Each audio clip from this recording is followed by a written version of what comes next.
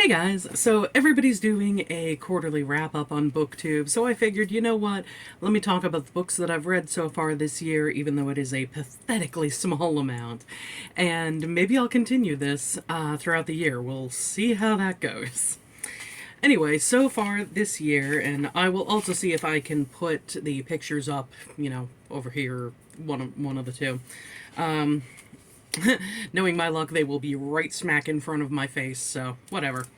Anyway, I read The Nightmare Man in January, The Fiction Writer, and Night Circus in January. February was Destroy the Day and Tenant of Wildfell Hall. That one took me forever. March was The Andromeda Strain, Bride, Dowry of Blood, and The Mystery Writer, and I have begun Wuthering Heights. Honestly, of what I've read so far, I think my favorites are Destroy the Day and actually The Andromeda Strain, which is interesting because, like I've said before, I'm not really a sci-fi reader. But I'm going to be dipping my toe into that world again and see where it takes me. I love the idea of techno thrillers, the mystery aspect of this stuff.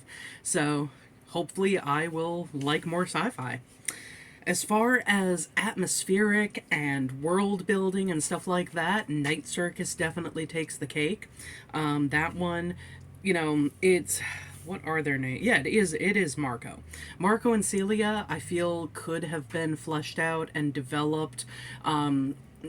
Not necessarily their characters, but their story should have been more fleshed out and developed.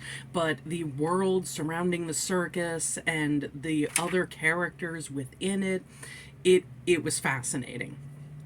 And I know that Aaron Morgenstern has another book that I may get in the future and dive into.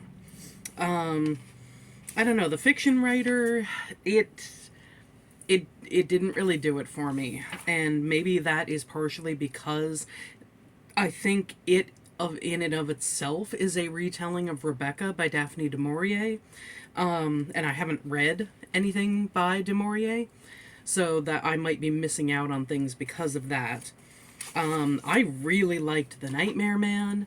It didn't really scare me, although I did have a really weird nightmare while I was reading it.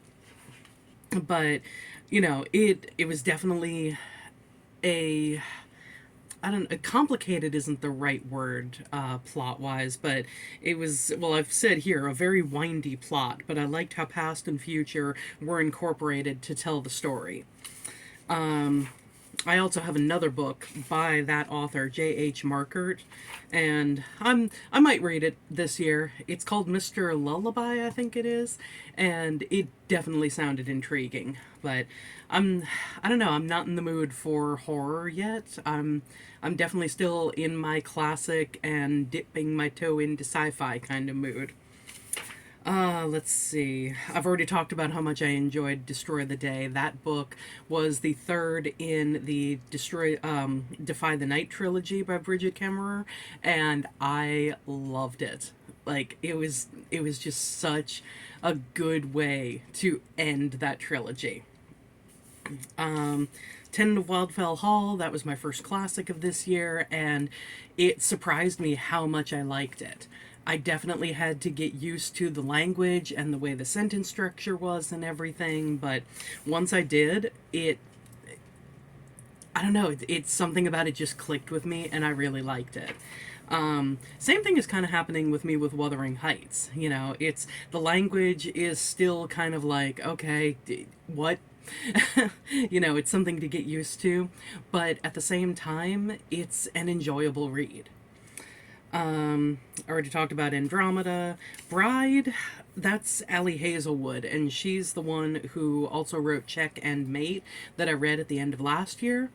And I don't know, her her female protagonists have this thing of sort of being these long suffering female main characters who think that they have to sacrifice everything they are for someone else's benefit with no hope of return, and they assume something about the male protagonist that they just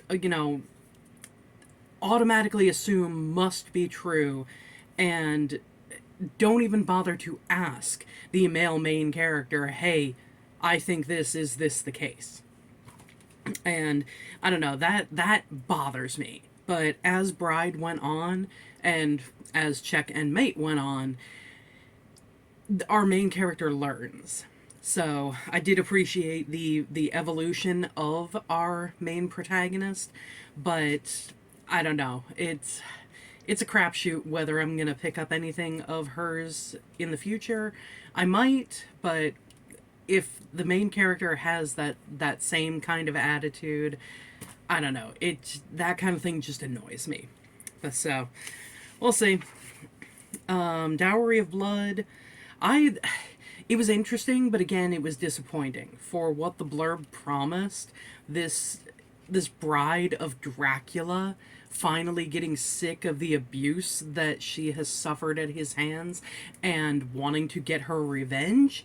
That was barely the kind of story that we actually got. So, I don't know. Well, I don't know if this author has anything else released. I didn't really investigate that. I might in the future. Again, it's another we'll see. Mystery Writer. That one was interesting. I really did like that one. Except for Destroy the Day, I don't really feel like I don't really grade books like this on the 5-star scale, but I don't really feel that there were any 5-star reads, except for Destroy the Day.